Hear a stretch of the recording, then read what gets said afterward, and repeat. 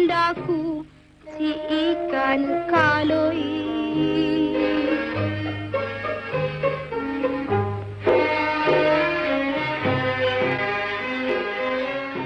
Itulah sebuah lagu yang dipetik dari filem Bawang Putih Bawang Merah yang dihasilkan pada tahun 1959. Tapi Siti bukan ingin bercerita tentang filem itu.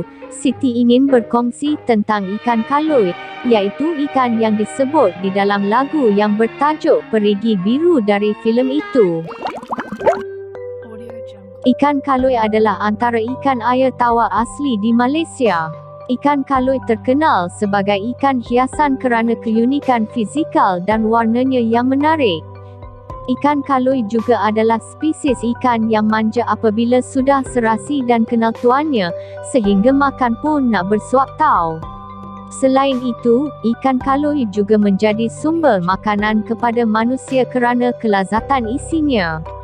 Oleh itu, ikan kaloi adalah antara ikan tempatan yang amat dikenali. Tapi, ada berapa spesies kaloi di Malaysia? Macam biasa, Siti berpantun dahulu. Lebay dilantik sebagai harapan, tapi hutan pula diratakan. Ikan kaloi menjadi tatapan. Mari Siti sepat kongsikan. Ikan kaloi adalah dari keturunan Anabantiformes, iaitu keturunan yang sama dengan keluarga ikan haruan, hiu, dan temakam. Kaloi berada di dalam keluarga Ostronemidae. Keluarga ini turut merangkumi semua spesies ikan sepat, betah, sepilai, dan pelbagai lagi. Di dalam keluarga ini, kaloi berada di bawah jenis Ostronemus. Ostronemus adalah jenis yang paling besar dalam keluarga ini. Senang kata, kaloi adalah spesies sepat atau gurami terbesar. Ada 4 spesies dari jenis ini, tapi 3 spesies saja yang wujud di Malaysia. Spesies kaloi yang pertama ialah Ostronemus gourami. Kaloi ini paling banyak ditemui di sungai dan tasik di sekitar Malaysia. Penampilan warna badannya selalunya kelihatan putih kehitaman atau kuning kehitaman, namun ia bergantung pada keadaan habitat juga. Di habitat tertentu, mungkin ia akan kelihatan lebih gelap atau lebih cerah. Selain itu, di dalam pasaran ikan hiasan ada pelbagai varian warna lagi yang dihasilkan secara selektif breed. Antara yang terkenal adalah kaloi putih dan kaloi albino.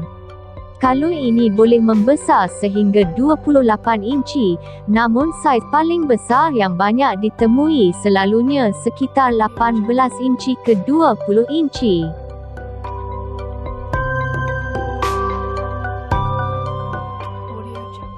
Spesies kaloi yang kedua ialah Ostronemus laticlavius.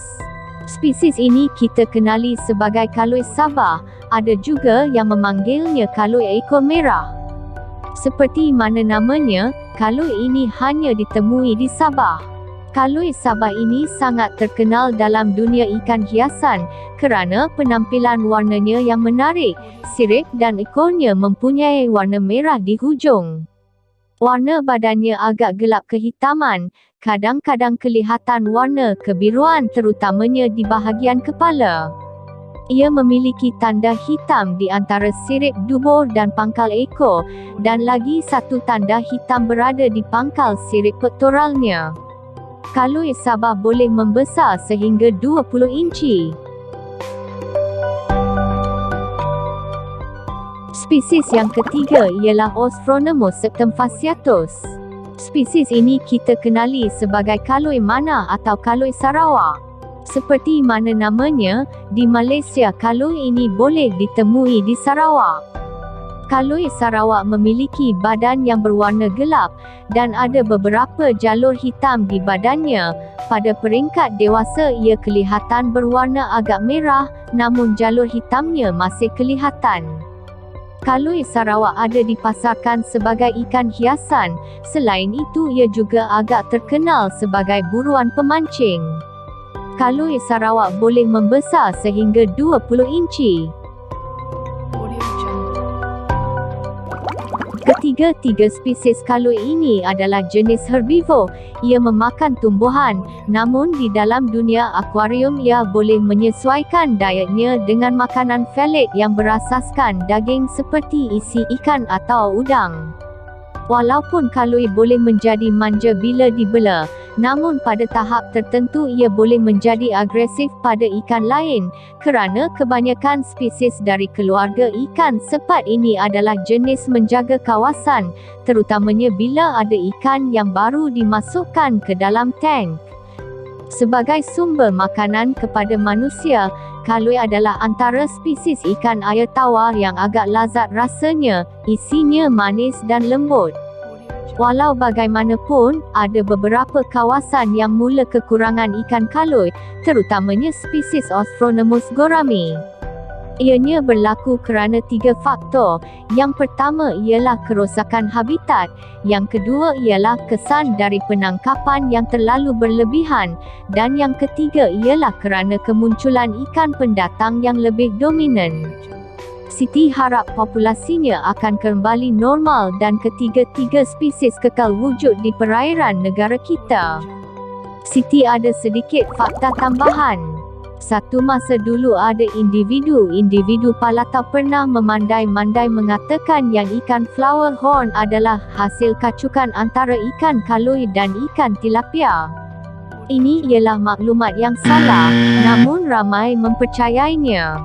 Ikan flower horn tiada kaitan pun dengan ikan kaloi.